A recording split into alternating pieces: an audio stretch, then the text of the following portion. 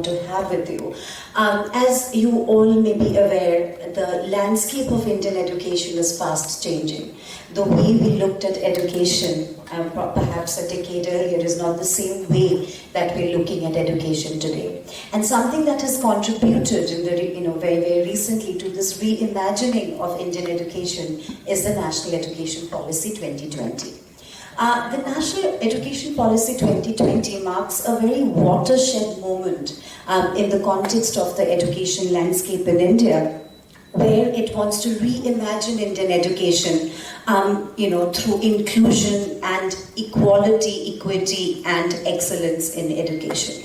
Now, how do we look at Indian higher education institutions in the context of this vision that NEP proposes, and what kind of role that institutions such as ours, OP Jindal Global University, which has been recognized by Government of India as an institution of eminence, can play and has been playing and has the potential to play in this reimagination. Now, if you look at national education policy, we've had 3 national education policies till date, right? We had one in 1968, we have the second policy in 1986, and nearly 34 years after the second policy, we are now looking at the third one, which came in 2020. And the education policy proposes sweeping changes. It talks about opening up higher education to foreign universities. It talks about regulatory changes. It talks about introducing 4-year multidisciplinary undergraduate program. It talks about a flexible entry-exit options for undergrad students. It talks about an academic bank of credit, right, where their pool of credit will be recorded. It talks about multidisciplinary research-driven institutions. In fact, it talks about phasing out institutions who are dedicated to one stream, and by 2040 moving towards completely multidisciplinary institutions of higher. There are significant changes at the school education level. Unlike the 1986 National Education Policy that pushed for a 10+2 structure, the National Education Policy 2020 proposes for a 5+3+3+4. And it focuses on vocational education, it focuses on experiential learning and critical thinking at the level of school education. Now, in this context, I would like to invite Professor Dr. C. Rajkumar, Founding Vice Chancellor, OP Jindal Global University, a leading educationist in India, who has been able to drive the imagination of higher education in India, from the establishment of the Jindal Global Law School in 2009 to setting up of 12 schools as part of OP Jindal Global University today in 2022, and making OP Jindal Global University one of the top globally recognized institutions in the world. So with that, I would like to invite Professor Dr. C. Rajkumar to address the gathering here and talk about the topic at hand. The aspiration, that is a deeply embedded aspiration in India, which is to build world-class universities. This is not something that emerged very recently. In fact, the Indian history and ancient India's evolution saw the development of Nalanda, Takshashila, Vallabhi and Vikramshila type institutions, which in their own time had contributed to the rich civilizational heritage of India. They were truly global universities, they were multidisciplinary institutions, they had faculty and students from other parts of the world coming into the Indian subcontinent and experiencing a truly world-class education. Today, we have 75 years of Indian independence. As we celebrate the 75th year of Indian independence, we have numerous challenges that are facing the higher education sector. We have a huge challenge with regard to the demographic situation in our country. The fact remains that India has 850 million people who are less than 35 years of age. At the dawn of Indian independence, the life expectancy in India was approximately 35, and today it is 71. We also have this extraordinary aspiration among young people to receive high quality education, which can be truly transformative, which essentially means that we need to have more institutions and we need to have better quality. Now, the tragedy is the gross enrollment ratio, despite 75 years of institutional evolution, and we need to educate more people. There are 1,000 universities and 45,000 colleges in India. Despite the expansion of Indian higher education sector to nearly 35 million students who are part of that sector, we still have major challenges of a large number of young people wanting to get into the education sector. And so I want to start by saying that the first and most important challenge that we have before us is how do we balance quality and quantity? We need to have more institutions, but the natural tendency when we expand the sector is we end up compromising on quality and we need to focus on excellence. And that's one major objective that the national education policy was trying to achieve and respond to, and which is connected to our aspiration to build world-class universities. The second major challenge that the national education policy was trying to achieve or respond to is that how do we build research universities? How do we benchmark Indian universities among the best in the world? As many of you, as distinguished members of the media fraternity know, that consistently for many years, several prime ministers, including our current prime minister, but also the previous prime minister, the former president, Pranab Mukherjee, all of them have lamented about the fact that not a single Indian university is among the top 100 in the world. Very few Indian universities are among the top 200 in the world. And in fact, when the major rankings organizations such as the QS ranks Indian universities, you will be surprised to know that out of the 1,000 Indian universities which are there, only 22 of them end up being featured among the 1,000 universities in the world. There are approximately 40,000 universities in the world and 1,000 in India, but only 22 of Indian universities end up being ranked among the top 1,000 in the world. That essentially means that we have a major challenge with regard to quality, which I talked about, and one of the reasons why we have not been able to be featured in the rankings is that relatively poor quality and impact of research and scholarship and publications emerging out of Indian universities. And so what the national education policy was trying to address is that how do we build a research ecosystem? How do we create a culture of research among our institutions? How do we ensure that our faculty members are driven by motivation to create knowledge across different disciplines and contribute to research through publications, especially in Scopus Index and peer-reviewed journals? This aspiration to and contributed research was another dichotomy that the national education policy was trying to address, and that's a second major challenge the NEP was trying to address. The third major aspect of the NEP is another important challenge that we face in India, which is the dichotomy and the dilemma between public and private institutions. At the dawn of independence, we ended up creating great public institutions, including IITs and central universities and state public universities. But since the late 80s and the early 90s, Indian higher education moved towards expansion in privatization of higher education.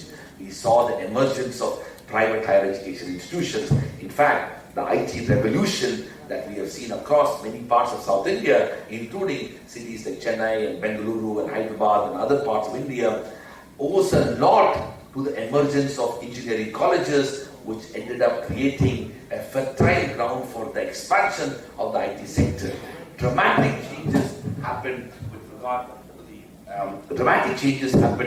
regard to the emergence of the private sector in relation to education. But also, it's important to mention that not all private sector education was focusing on quality and excellence. A lot of mediocrity and deeply embedded unethical practices were brought into the privatization of education, because of which academic standards were compromised.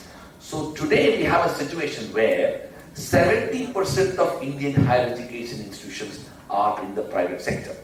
And more than 70% of students in Indian higher education are also studying in private higher education institutions, adding to the affiliated colleges and also the private universities, the deemed universities and other such institutions. So there has been a tectonic shift in the world of higher education, in which both in terms of the number of higher education institutions and the number of students studying in higher education institutions, the private sector dominates and dominates quite significantly.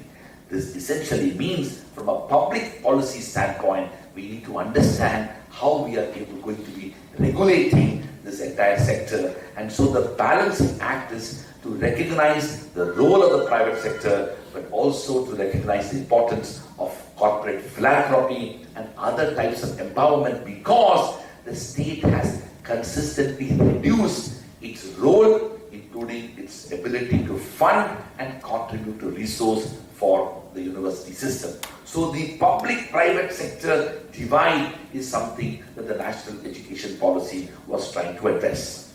The next major aspect of what the national education policy was trying to address is to recognize the role of internationalization in Indian higher education. Quite remarkably, I mentioned Nalanda, Takshashila, Vallabhi and Vikramshila. These institutions were truly global institutions, attracting students and faculty from around the world over 2,000 years ago. But the reality is, we have not been able to play that type of role in many of our institutions, especially after we built this higher education sector in the last 75 years of independence. So the national education policy has come up with innovative ideas in recognizing the role of internationalization, including the possibility of establishing international universities and their campuses in India. I, for one, strongly believe that internationalization should happen at multiple levels. Not only the effort to build foreign campuses in India, that may or may not happen. What we really need to focus on is to have partnership with international universities. Indian universities, including Jindal, have extensive partnership with universities around the world. These partnerships should benefit our students, including for promoting faculty exchanges, student exchanges, joint degree programs, dual degree programs, study abroad programs, immersion programs, joint teaching, joint research, joint conferences, joint publications, and other such collaborative initiatives with regard to the emphasis education policy drives the agenda quite fervently. The next big thing that the national education policy is argued about is achieving the balance between regulation and governance. I've always believed that Indian higher education system is over-regulated and under-governed. A lot of what the national education policy has talked about, and this has already begun to be implemented now, is how do we make sure that universities in India become more autonomous, more independent, how they can evolve their own internally well-established practices with a view to raise the quality and excellence. This process of regulatory reforms has already been implemented. The first stage of the regulatory reforms were done when the Indian Institutes of Management and their governing councils, the government withdrew its role from the IIMs when it comes to empowering the governing councils. The second step in that process was when the government announced the policy relating to graded autonomy, in which universities were empowered with and given the status of autonomous institutions with a view to empowering them and to have them function more autonomously. And the third step in that process was the declaration of institutions of eminence with a view to giving more autonomy and more regulatory freedom for universities to function in that manner. In that same spirit, the national education policy is looking at even greater reforms and independence and autonomy for universities, and the recent announcements made by the University Grants Commission when it comes to the dual degree programs and internationalization and other such initiatives augurs well and in many ways informs and contributes to the vision of the national education policy. Now the question that we have before all of us is that, why do we need to do all of this? Well, I think it's important to recognize that the future of India and the world is going to inextricably depend upon how we are going to harness the energy and indeed the resources of the young people who are going to be educated, empowered, and also end up having meaningful careers in their life. This challenge, the demographic challenge that we are going to face in India and Asia and Africa and Latin America and Middle East, even beyond the Western world, means that we need to educate our people and provide high quality education. I don't see any reason why, if the last 100 years of history holds any truth for us, it is a century for Asia. If we were to redraw the destiny of India and Asia for the next 100 years, I am convinced that it is the universities which ought to be driving that mission. And we need to focus and pay a lot more attention on the future of universities. Universities are not only knowledge creating, knowledge dissemination and research institutions, they are also institutions that are involved in ideations. They are also institutions which are going to respond to the big problems of our time, be it on issues relating to environment, climate change, sustainability, be it on issues relating to migration, terrorism, national security, almost every aspect of governance, including economic and social development. It is going to be driven by the ideas that are generated by scholars and thinkers and researchers in universities, which can ultimately help in policy making. One of the things that has not happened in India as much as it should, and the national education policy also talks about, is that how can universities and academics in universities can contribute to policy making? How can the ideas and research that emerges out of universities can help and inform the policy making process, the law making process? This is an area that is going to be enormous work that needs to be done. The next big thing that the national education policy talks about is the interdisciplinarity and multidisciplinary university that we need to move towards. Gone are the days when all of us can aim to have what I have called bracketed and fragmented approach towards education, whereby every degree program that we offer is, myopically designed with limited options and opportunities for students to have holistic education. The national education policy, in line with the vision of promoting world-class education as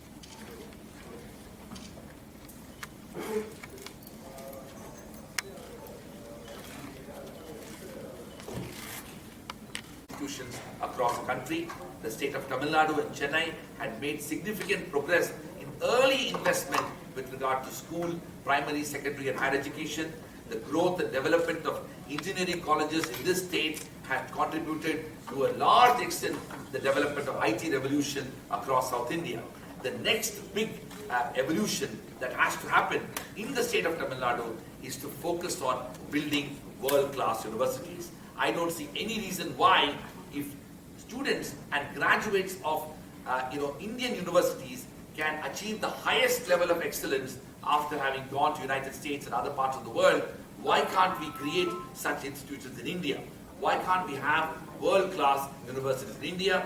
For a long time, this was a challenge that enabled many institutions to aspire, but only few could actually achieve. Today, the national education policy has provided a comprehensive institutional framework that can help Indian institutions to achieve that excellence. What we intend to do is to create a framework of how we can actually achieve this. The policy document that we have released today, which is about a 10-point growth and reform plan for Indian universities, where we have articulated and identified what are the 10 important things that we need to do so that we can not only build world-class universities in India, but also enable, empower, facilitate, and actually imagine a world-class education within existing Indian higher education institutions. The demographic dividend that we are all proud of, which is 850 million people who are less than 35 years of age, this demographic dividend may end up becoming a demographic disaster if we if you don't focus on quality, because a large number of educated youth who are unemployed and unemployable would become a nightmare for any democracy. We need to be vigilant about the implications of unemployment, and particularly educated unemployment, and that's why we need to focus on quality and excellence. We also need to recognize that the future of Indian society and global society will depend upon how we are able to harness new ideas in the fields of science and technology, in medicine, in liberal arts, in humanities, in social sciences, in law, in business management. These ideas need to emerge out of Indian universities. India has to play a civilizational leadership role that we had played over 2000 years ago when Nalanda, Takshashila, Vallabhi, Vikramshila and other type of institutions across the country saw the evolution of education. Long before Oxford, which is 800 years old, long before Bologna, which is 900 years old, long before Harvard, Yale and Stanford, India had such institutions, and we need to retrace the history when it comes to quality and excellence. I want to end by saying that the national education policy has laid the foundation and provided a pathway for building world-class universities. It is now up to all of us, and all of us as educators, as well as every constituency in India, including in the state of Tamil Nadu, to recognize this role and responsibility that we have, which will have huge implications for public policy and governance of the future. Thank you very much.